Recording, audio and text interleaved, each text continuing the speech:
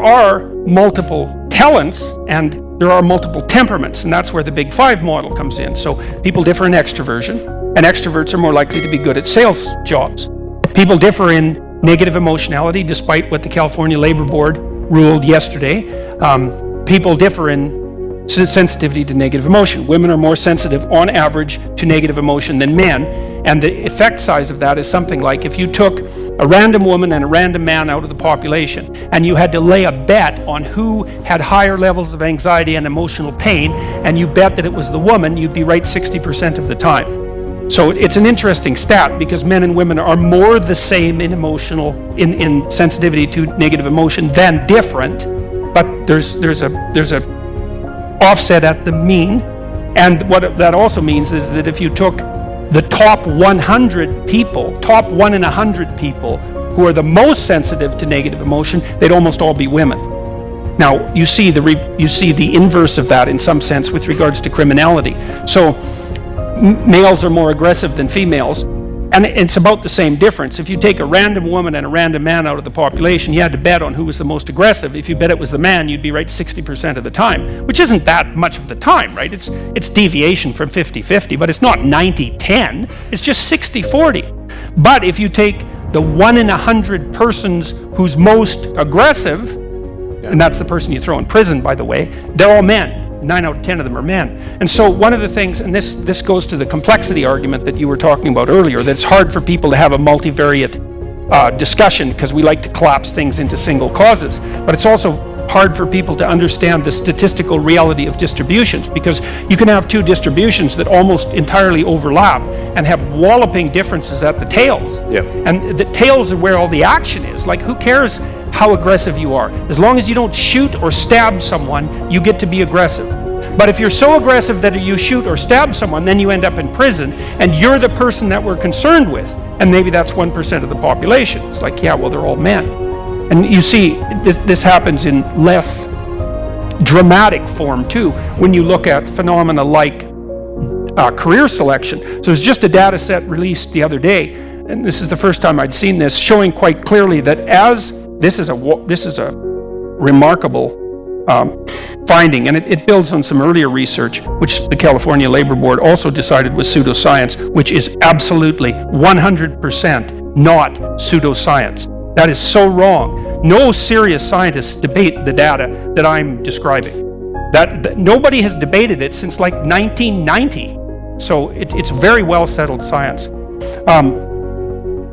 If you look at career choices between men and women, what you find is that they're driven in large part by temperamental differences. So that would be in the Big Five: extroversion, neuroticism, agreeableness, conscientiousness, and openness, and also by interest. Because the biggest difference between men and women that's been measured psychometrically, forget about the physical differences, but the psychological differences, is difference in interest. And it's actually pretty big. And so men, on average, are more interested in things, and women, on average, are more interested in people. And it's a 1 standard deviation difference, which is a big difference by the standards of these sorts of differences. And it's enough to drive a couple of phenomena. Phenomena 1. Most nurses are women. Phenomena 2, most engineers are men. Why? Has nothing to do, or very little to do, if any, with differences in mathematical reasoning ability.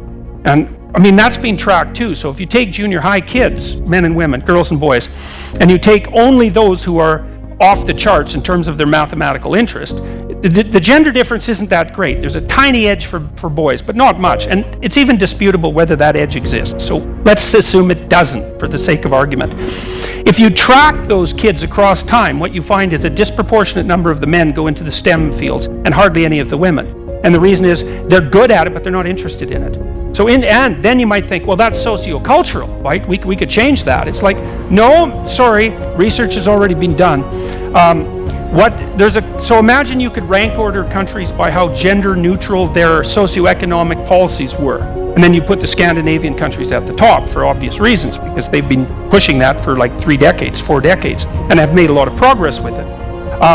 The biggest differences in temperament and interest in the world between men and women are in the Scandinavian countries. And the data now have revealed that there's a correlation between how gender neutral the country is and how big the differences are between the men and women, and the difference is positive, not negative. And then you think, well, is that reliable science? Or are the right-wing conservatives driving this scientific agenda? And the answer to that is, there are no right-wing conservatives in psychology. There are none. I'm dead serious, man. I'm dead serious about that. So here's why this research is reliable. It's because the research is reliable because the people who generated the findings hated them. They hated the findings.